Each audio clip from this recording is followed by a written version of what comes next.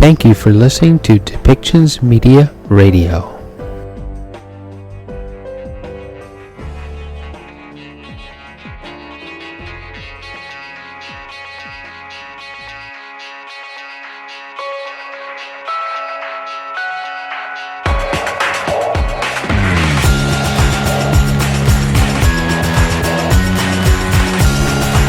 Welcome to Policy and Rights, the show about government policy and human rights.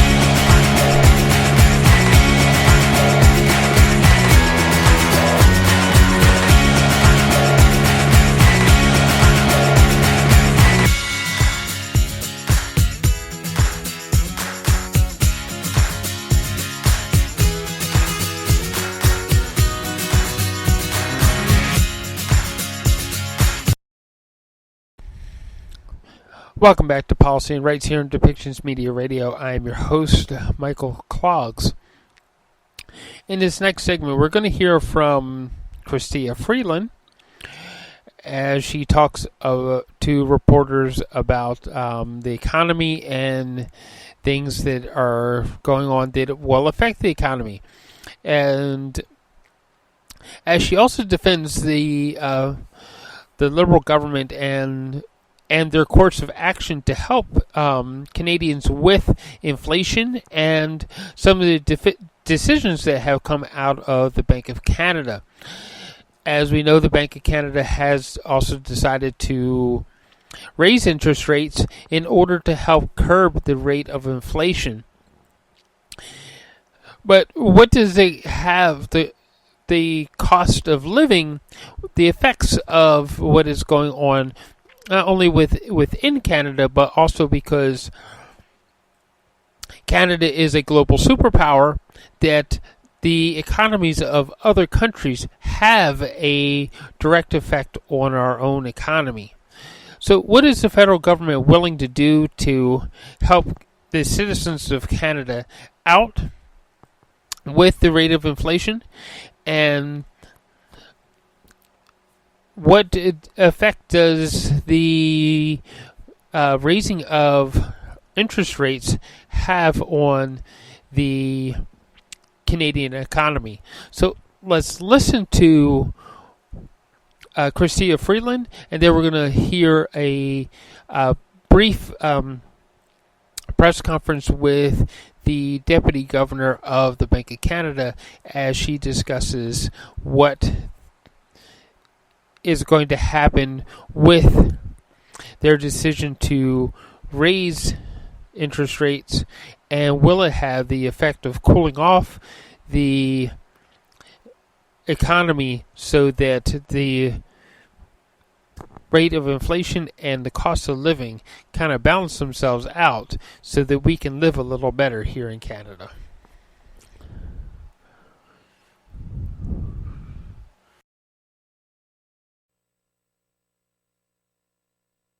Ça me fait un plaisir d'être avec vous, avec mes collègues, ici à Vancouver. Je suis prête à répondre à quelques questions. Madame Freeland, oui, est-ce que vous êtes intéressée par le poste de secrétaire général de l'OTAN? On en a entendu parler dans certains médias. Est-ce que c'est un poste qui vous intéresse? Comme vous savez, comme j'espère tous les Canadiens savent, j'ai déjà un grand travail. Même du travail. Et je prends très au sérieux mes responsabilités en tant que ministre des Finances du Canada, en tant que vice-première ministre du Canada. Nous avons aujourd'hui beaucoup de raisons pour l'optimisme économique, mais je sais aussi que nous avons une situation économique compliquée. Et pour moi, c'est un grand privilège de travailler avec le Premier ministre, avec mes collègues, avec les Canadiens pour essayer toujours d'améliorer les vies des Canadiens et Canadiennes. In English, please, Deputy Prime Minister. C'est mon cible. Yeah. So I have a really big job already. In fact, I have two big jobs as Finance Minister and Deputy Prime Minister of Canada. And I am really, really focused on those and on working hard with the Prime Minister, with my cabinet colleagues, with Canadians to, get through a challenging economic time in the world and to really capitalize on what I believe are the tremendous opportunities ahead of our country. Madame Freeland, l'inflation. On entend des Canadiens inquiets par le prix du pain, du beurre, etc., d'autres denrées qui augmentent. Qu'est-ce que vous allez faire concrètement, votre gouvernement, pour essayer d'enlever de la pression sur le portefeuille des Canadiens? Pour moi, en ce qui concerne l'économie, c'était une été importante. Parce que pour la première fois du début du COVID, j'ai eu l'opportunité de voyager autour du pays. Je suis allée à 21 villes et municipalités, 7 provinces, et j'ai parlé avec beaucoup des Canadiens, avec des producteurs agricoles, avec des mineurs, avec des éducatrices. Et ce que j'ai entendu, c'est d'un côté beaucoup d'optimisme, beaucoup de confiance sur la puissance économique de notre pays, sur l'avenir. Beaucoup de gens m'ont parlé de la marché du travail qui est très forte, même dans laquelle on a la pénurie de main-d'œuvre. D'autre côté, les gens comprennent et les gens ont parlé avec moi d'une situation économique aujourd'hui pour les familles qui est complexe. Notre gouvernement a pris et va continuer de prendre une approche équilibrée. D'un côté, pour nous, c'est très important de penser du long terme, de prendre des mesures pour la croissance stable et durable. Nous comprenons que les Canadiens aujourd'hui font face à une situation compliquée. Nous comprenons aussi que c'est très important pour notre gouvernement de ne pas créer des plus graves problèmes pour notre économie. Et pour cette raison, d'un côté, on va appuyer, et on a déjà appuyé les Canadiens. D'autre côté, on va continuer de prendre une approche fiscale responsable et prudente, comme on a fait dans le budget d'avril. Deputy Prime Minister, I wonder if we could get your reaction to the Bank of Canada's interest rate hike. And I know you've resisted specific cost of living measures to this point, pointing to the affordability package in your budget.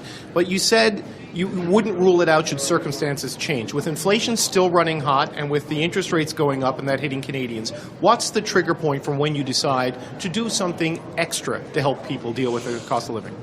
Look, it's a very important question and something the Prime Minister and I have devoted a lot of time to talking about with each other and with our teams over the summer, and something we'll be talking about with Cabinet colleagues today and tomorrow. This has been a very important summer for me because really for the first time since COVID hit, I've had the chance to get out in the country and talk to a lot of Canadians. I was in 7 provinces, 21 towns and cities. I talked to farmers, miners, skilled tradespeople, IT entrepreneurs, daycare workers, lots and lots of people. And it was really important for me to get that kind of direct fingertip feel of what is happening in the Canadian economy and what Canadians are feeling and thinking. And if I were still a reporter, the headline of my story would be, Canadians are working hard. Canadians have real confidence in the long term for our country, real optimism in our country's long term. Canadians really understand that we have a lot of jobs in the country right now. And Canadians also understand the challenges with the cost of living. When it comes to our government's approach, we are going to continue to take a balanced and careful approach as we have done all of this year. So we understand that the most vulnerable in our society need to be supported. That has been our government's approach since day one, since we formed government in 2015. We also understand right now that our government has a real responsibility to be fiscally responsible. And that was one of the guiding principles of the budget in April. And that is going to be an approach that we continue to take. Because, what I really think is important for us to bear in mind is this is a challenging global environment economically. We are still dealing with the aftershocks of the COVID recession. We now have Putin's invasion of Ukraine causing huge challenges for the global economy, principally Europe, but that has an impact on all of us. And Canada is not immune to these challenges. What Canada has, though, going into these challenges is really strong economic fundamentals. We have this year the strongest growth in the G7. We have this year lowest debt and deficit in the G7. And inflation is elevated in Canada, but compared to our peer countries, it's lower. Inflation in Canada is lower than in the UK, in the US, in Germany, in the Eurozone. And I think all of us were pleased to see the July number receding a little bit from the June number. So I don't want to understate the challenge ahead, but I do want us, as we go into it, to also, as a country, have the confidence that comes from the strength of our foundations. But it sounds like you're telling Canadians they're just going to have to ride it out. Is that what we should infer from your answer? No, that no, there's no specific measures to help them beyond what was in the budget? No, I didn't say that. I said that we are constantly looking. We're going to continue to do that. I think that's going to be a very important subject of our discussions today and tomorrow. Juste pour suivre un peu dans la même veine, Madame Freeland, allez-vous présenter premièrement une mise à jour économique et budgétaire cet automne? Puis deuxièmement, par rapport à l'aide directe aux citoyens, est-ce que vous l'écartez maintenant catégoriquement le fait qu'une aide fédérale directe pourrait venir du fédéral? Non, je pense que ma réponse était claire. Et c'est que on a toujours pris une position, une approche équilibrée. D'un côté, on doit prendre une approche, surtout aujourd'hui, du côté fiscal responsable. C'est important, c'était une des thèmes principaux du budget en avril, et on continuera de prendre une approche du côté fiscal responsable. Mais d'autre côté, un principe du premier jour en 2015 de notre gouvernement, un principe fondamental pour nous, c'est de protéger les plus vulnérables. Et on a fait ça dans le budget d'avril. On continuera de faire ça. Et comme je pense tout le monde sait, nous avons aujourd'hui dans le monde entier des conditions économiques difficiles et des conditions économiques qui changent chaque jour. Alors notre gouvernement sera aussi agile dans nos réponses aux conditions économiques mondiales. Merci beaucoup. Minister, on English, please. one more on inflation. We've heard repeatedly that supply chain is the real driver of inflation right now because of the pandemic. Do you think continuing to raise interest rates, even though that's sort of been the traditional approach that central banks have taken, in this case, is it really the right approach, and is it really going to make an impact on inflation to keep raising the prime rate?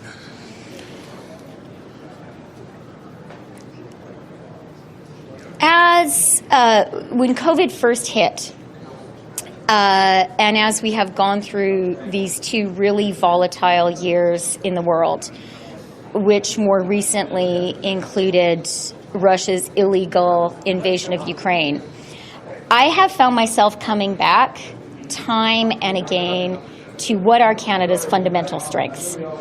And I think a lot about peace, order, and good government. That is Canada.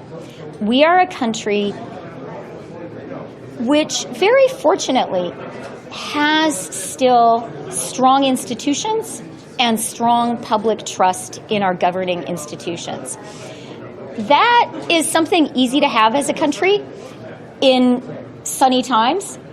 It's hard to do when the global storm hits. And we have had a lot of global storms hitting us over the past 2 years. And I started there because, from my perspective, now more than ever is a time for Canadians to build social trust with each other and to have trust and confidence in Canada's fundamental governing institutions. And one of Canada's fundamental institutions is the Bank of Canada. It's not my job to do the bank's job.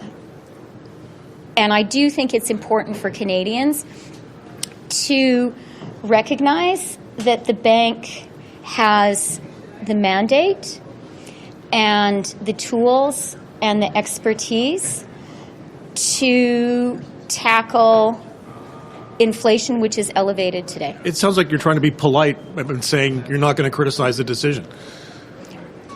I generally try to be polite. Yeah, I do. I think it's a good principle of public life. But do you think it's the right approach generally? Today's decision? What I was saying actually is that I recognize the independence of the Bank of Canada as one of the fundamental institutional pillars in Canada. And I am not going to jeopardize that. I think that's an important part of me doing my job. Okay, thank you very much. See you later. With Chris Farco.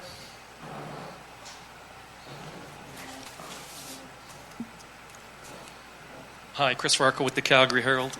We've seen in the last 8 weeks oil prices globally fall from about $100 to $85 a barrel. I'm just wondering, what do you see as the impact this will have upon the Canadian economic outlook going forward through the rest of the year, on investment levels, and then ultimately on the rate of inflation? Yeah, thanks for the question, Chris. As I outlined in my speech, certainly that fall that we saw in gasoline prices over the summer contributed to the downturn we saw in inflation. CPI went from 8.1 to 7.6. So that has helped bring the pressure down on inflation. Apart from that, though, as I pointed out in my speech, inflation has broadened and has increased. So certainly it has helped. What I would say is commodities in general remain volatile. So there's still a chance that we get pressure back up in the other direction. But certainly if gas prices stay down, it'll help inflation, headline inflation. Are there any other questions in the room before we go to the phone lines? All right, seeing none.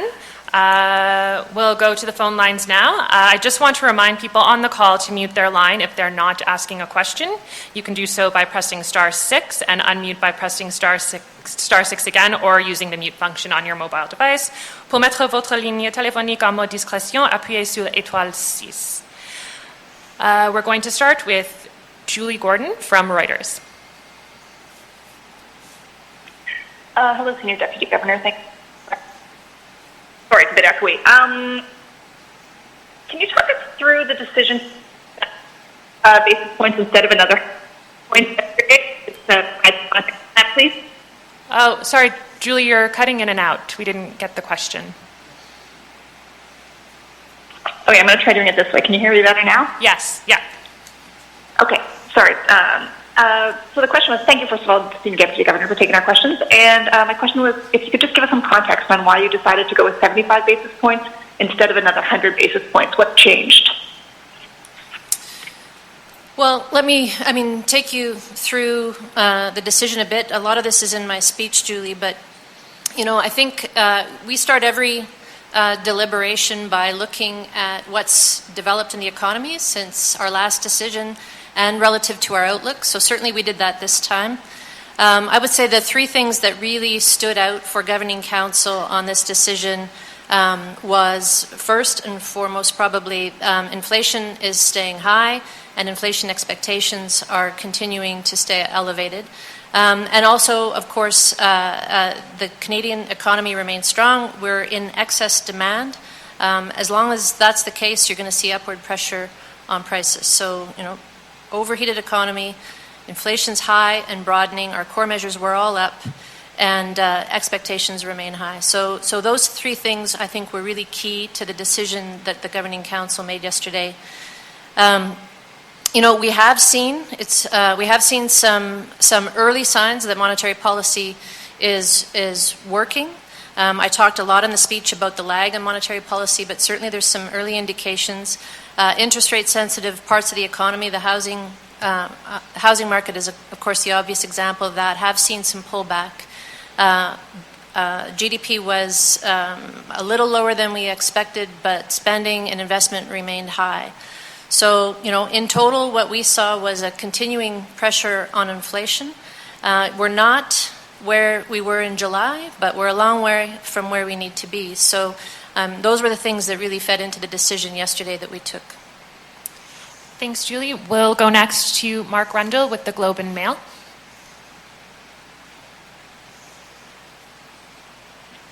Hey there, can you hear me? Yes. Perfect. Thank you so much for taking the question. I noticed that you mentioned that you're going to need a period of lower growth to balance things out and kind of work out this excess demand. And I also noticed that there was no sign or no mention of a soft landing in today's speech, which differs from how Governor Macklem talked about it in July. And I'm wondering, I guess, does the bank still believe this soft landing is possible? And does the comments about the necessity of lower growth entail a likely recession? Okay, I think you were a little hard to hear, Mark, but I think I caught the gist of your question. So, look, the Canadian economy remains strong. We're at record low unemployment. We've got 1 million job vacancies available. We think there is room in the economy to cool it and stay in positive growth territory. That's our base case. Certainly we do need, as I pointed out and you mentioned, we need a period of moderation on growth to let demand come down, let supply come back up and rebalance the economy. The bank still sees a path to a soft landing. That's still our objective. We need to cool the economy to get inflation back to target. Of course, we don't want to cool the economy more than we have to. We continue to see a path to a soft landing. As the Governor has said many times, and I said again this morning, is that path narrow? Is it a delicate balance? Absolutely. Ultimately, our goal is to get inflation back to target. We're focused on that, but we're going to do it in the best way possible. Thank you, Mark. Just for any reporters who are late in joining the call, if you have a question, let us know by sending a quick email to communications@bankofcanada.ca and we'll put you in the queue. Pour les journalistes qui se sont joints à l'appel avec un peu de retard, envoyez un bref courriel à communication@banqueducanada.ca si vous souhaitez poser une question. We'll go next to Greg Quinn of Market News, followed by Eric Hertzberg from Bloomberg. Go ahead, Greg. Hello. I was wondering if Governing Council is still looking at monetary policy relative to any kind of neutral interest rate, or if perhaps you've shifted, like Jerome Powell, to the view that when inflation is so high, that kind of a theoretical concept isn't as helpful. Well, we've said in the past that we thought rates needed to get into neutral territory quickly. And we estimated neutral to be around 3%. We were starting from a very low point, so it took a number of big steps to get up into neutral territory. But, neutral is a range. It's an estimate. There isn't a sort of magic formula that gives us neutral rate. A lot of it is sort of state dependent or, depends on the environment we're in. I think the thing that the Governing Council is most focused on is getting inflation back to target. We don't have a target for interest rates. We have a target for inflation. That's the target we're focused on, and we're determined to get it back to 2%. Thanks, Greg. Eric?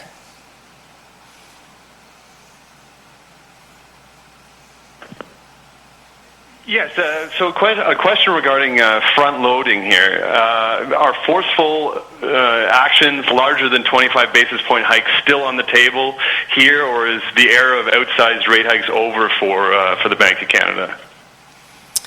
Well, I mean, I'm here to talk about the decision we made yesterday. We took another big step yesterday. We have said and continue to say that we think front loading is the best way to deal with the underlying causes of inflation and to navigate towards that soft landing that we want. We'll take the next decisions with the information we have in front of us at the time. And we talked today in the speech about the kinds of things we'll be looking for as we make the next decisions. But, you know, we'll take the next decision when it comes.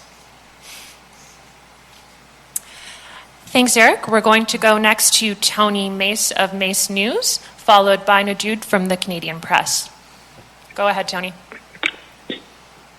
Thank you.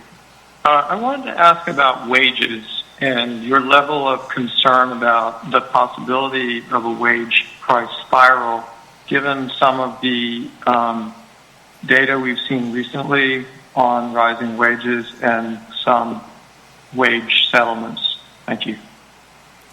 Yeah, I mean, I talked about this morning during the Q&A, and I'm glad to have the question. It gives us a chance to make some important clarifications on this topic. So we're in an environment of extremely tight labor markets, excess demand and high inflation. And we know employers are very focused on attracting and retaining the employees they need. They need to do that to keep up with the high level of demand for their products and services. Of course, this is going to put pressure on wages. We understand that. We also understand that workers are, they're looking at the rate of inflation and what it's doing to their purchasing power, their budgets, and they're looking at the same tight labor markets, and they're thinking, I need a raise. This is also completely understandable. It's not our job to provide advice on wage or price setting. We're talking about this topic because we want Canadians to understand how these decisions affect inflation. The scenario that we're worried about is that Canadians look at the current rate of inflation. They think it's here to stay. They start incorporating that thinking into long-term decision-making.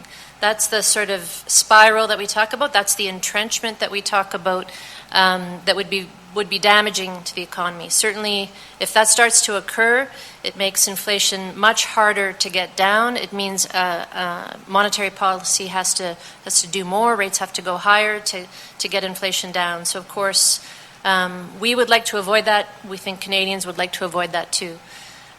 So that's our aim in sharing that information. We'll be watching wages closely. That was one of the things I pointed out in the speech. Really what we need is that supply and demand to come back in balance across the economy, and particularly in labor markets. That'll take the pressure off wages. All right, we'll go to the Canadian Press now. Hi, thanks for taking our questions. In your speech, you make mention of the fact that it will take time to get inflation down and that there could be bumps along the way. Can you elaborate a little bit about what you mean by bumps? Is this in reference to what the impact of slower economic growth could be or how severe it could be? Yeah, I think I talked about some of the risks in the speech and in the questions after.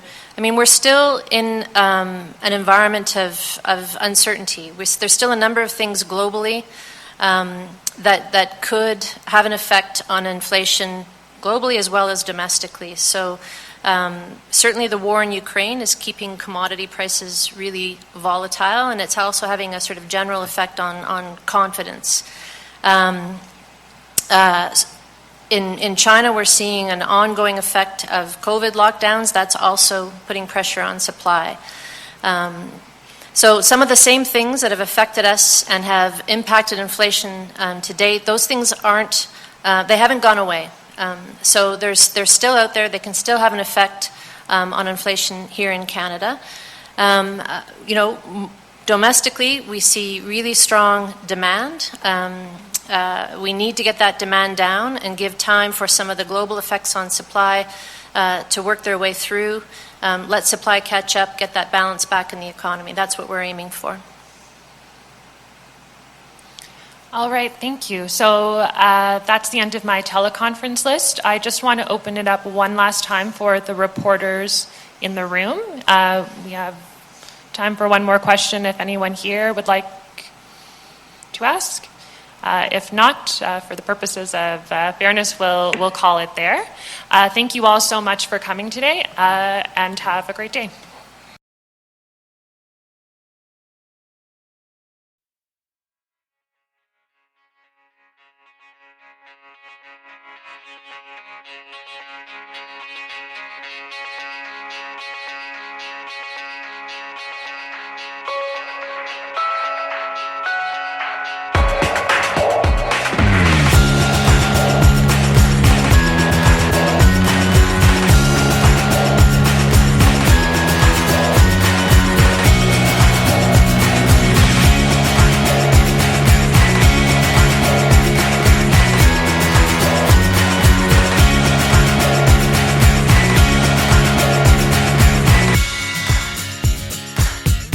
This show has been produced by Depictions Media. Please contact us at depictions.media for more information.